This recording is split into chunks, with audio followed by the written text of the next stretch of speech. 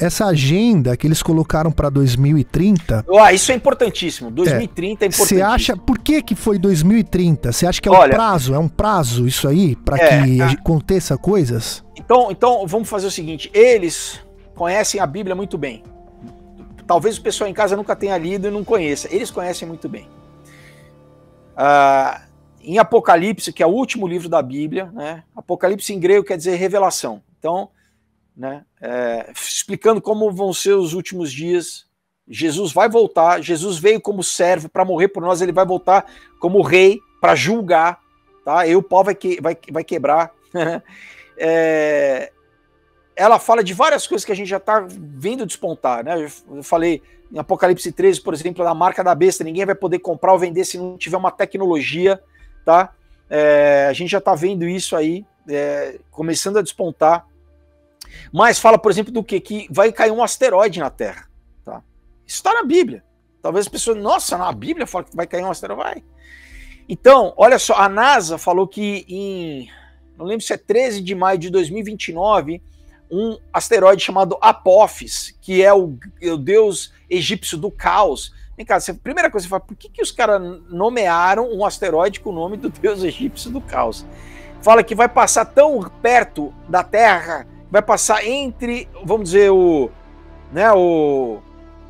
entre a linha dos satélites e a Terra. A linha dos satélites e a Terra. A órbita, né? Você quer falar a órbita, perto, né? A órbita dos satélites e a Terra. Sim. Você está vendo um objeto a não sei quantos milhões de quilômetros de distância, basicamente a anos de distância, a uma velocidade... Olha a margem de erro de cálculo. Então, isso a NASA tem que o pessoal procurar aí, vai ver. Então, para o quê? 2029. Daí você fala, tudo é 2030. Não só a agenda da ONU, o Fórum Econômico Mundial em 2017 lançou um vídeo falando os 8 pontos até 2030. Todos com essa meta 2030. Então, assim... primeiro, né? Você não vai ter nada e você vai ser feliz. Então acabou a propriedade privada. Você não vai ter nada. Aí você fala, peraí, se ninguém tem nada, quem que vai ter tudo? Tem os opostos, né? Eles vão ter tudo. Segundo, exatamente. Né, tudo vai ser alugado. Outro, você não vai... O consumo de carne, toda essa questão ESG é redução populacional, pessoal. Daí a gente vai entrar na questão de eugenia, né? Isso é... Enfim, é muito assunto. Remonta a Thomas Malthus, a gente, né, tem que... bastante pano para manga aí. Mas, voltando à questão 2030, os Estados Unidos vai deixar de ser uma superpotência. Isso está no vídeo deles. Vai ser uma confederação de países que vão controlar. Por quê? Porque para você ter um governo globalizado, você não pode ter uma superpotência, né?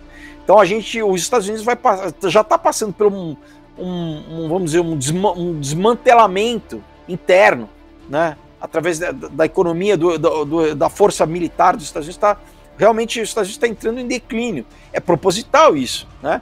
E é de agora, isso não. Vamos citar de novo o Rockefeller, o David Rockefeller, acho que é 72, se não me engano, tem um editorial dele para a revista Time, onde ele visitou a China e ele falou, não, a China é o exemplo do que vai ser, né, a futura sociedade, basicamente. Por quê? Porque é um povo que, diferentemente da tradição ocidental, onde o cristianismo instituiu que somos imagem e semelhança de Deus e nós temos individualismo, né? Na sociedade chinesa tudo é o coletivo. Então é muito mais fácil um governo ditatorial ter sido implementado na China, e daí você vai estudar que o Mao Tse Tung ele foi formado num capítulo da Universidade de Yale lá na China, e a Universidade de Yale tem a Sociedade Secreta Skull and Bones, que é um capítulo do Illuminati nos Estados Unidos, enfim, aí é muita história, mas eles basicamente, propositalmente, durante os anos 70 e 80, transportaram toda a matriz industrial americana e, por consequência, do Ocidente para a China, exatamente para já começar esse processo, né, de implementação. E agora eles vão voltar com o quê? Vão estabelecer no Ocidente o controle social chinês, lá o crédito social, né? A primeira cidade na Europa a implementar isso foi Bolonha, na Itália, né? Isso crédito social da gente, mas para implementar isso tinha que ter essa infraestrutura que a gente já está vivendo, a tecnocrática, entendeu? E vai aumentar de controle, né, por exemplo, na China você não pode falar nada contra o governo chinês. senão teu filho não tem vaga na escola, você não pega transporte público, você é exposto publicamente na rua, passa carro com telão de LED, expondo as pessoas à vergonha publicamente, telão em ponto de ônibus com foto das pessoas sendo exposta publicamente. Não tem democracia, não tem nada. Então, isso vai chegar nesse lado aqui. Eles já vão introduzir, a gente já está começando a ver esses sinais. Então, 2030 vai ser, por exemplo, por que o dinheiro vai ser digitalizado? Porque eles podem programar o dinheiro vai expirar, e assim eles vão controlar o que você vai consumir. Acabou economizar, não, eu quero comprar uma coisa, eu economizo, sei lá, R$500 por mês, daqui a um ano eu compro a coisa que eu quero. Perde a validade, né, o dinheiro. Exato, então eles vão controlar, é um nível de controle, pessoal, enfim, dá pra gente falar muito a esse respeito. Sim, assim, claro, sabe? Claro, é muito denso o assunto, lógico. Mas 2030, assim, Jesus, de novo, dos 4 evangelhos, né, Mateus, Marcos, Lucas e João, em 3 ele fala dos últimos tempos, tá? Mateus 24, Lucas 13 e Marcos 21. Todos, no começo, quando ele fala para os discípulos, e obviamente ele não estava falando para eles ali, ele estava deixando registrado para nós, né? Para a gente, tá documentado. A primeira coisa, antes dele começar, ele fala assim, olha, cuidado para que não vos engane. Isso é a primeira coisa. A gente vive num mundo hoje que ninguém mais sabe o que é verdade. Não é? A gente vive num mundo de fake news, de quem que você acredita, de deep fake, né? Já de imagem e realidade virtual, você não sabe cada vez... Né, já tem algoritmo que mimifica a voz, né? Tá cada vez mais difícil. E o que eles querem é aumentar isso, levar para a realidade virtual. Para gente que é macaco velho, que cresceu sem não, mas para as novas gerações que vão crescer com isso, daqui a pouco não vão mais querer viver na realidade, vão querer viver nessa simulação que eles vão controlar, né? Sim. E ele fala, então Jesus começa falando assim, ó, cuidado para que não vos engane. E ele vai denotando as várias coisas que antecedem esses 7 anos finais, que é a tal da tribulação, mas que ele chama de dores de parto. Né? Ele faz uma analogia com a mulher que antes do bebê nascer, ela já está sentindo, né, os efeitos, aquilo que antecede o parto, que são as contrações. Então ele fala guerras, rumores de guerras, peste, fome. Tudo isso ainda não é a tribulação, e eu creio que a gente já está vivendo isso, essa antecipação desses 7 anos finais. Só que, novamente, eu creio que a igreja, né, que é a noiva de Cristo, tem essa figura de linguagem de ser a noiva, né, como Israel era também no Velho Testamento a esposa, Deus seria um marido, né? Eles usam essa analogia entre um casamento. A igreja vai ser arrebatada. Né, ela não vai passar esses 7 anos aqui de julgamento de Deus na Terra, né? Então o bicho vai pegar. Quando você lê, o pessoal fala de aquecimento global, cara. A Bíblia diz que nessa época o sol se aquecerá, as pessoas vão buscar a morte e não vão conseguir.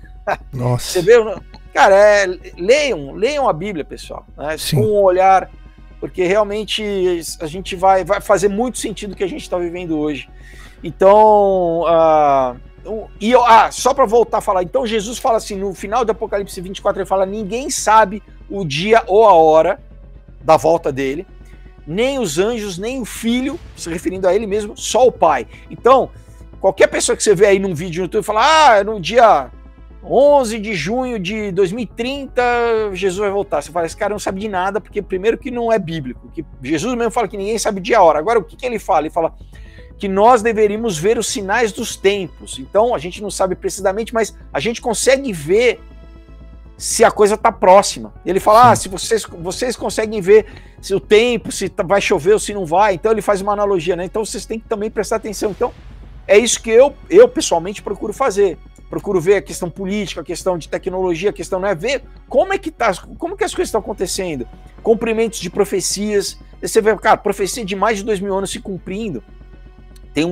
Então a Bíblia é real, pessoal, né? Se eu vou deixar um recado final, é isso. Sim. A Bíblia é real e não sejam enganados, como Jesus deixou em 3 evangelhos, começando, olha, não sejam enganados, porque o apóstolo Paulo depois ele ratifica, né, em 2 Tessalonicenses 2, ele fala, vai haver uma operação do engano para tentar enganar as pessoas de uma falsa religião, né? Então eu acho que está ligado a essa questão desses aparecimentos, porque é isso, a pessoa que não acredita em nada, de repente existe Deus, existe a coisa, mas só que se apresenta como um UFO, alguma coisa sobrenatural, a pessoa vai acreditar, porque ela nunca viu, então realmente existe, né? Esse choque, esse paradigma passou a ser verdade e a tendência dela vai ser aceitar sem conhecer o que a Bíblia diz, para que ela já alerta, ela já antecipa, ela já fala, olha, cuidado, porque essas coisas são verdade, quando elas aparecerem, vão aparecer para enganar, entendeu? Sim.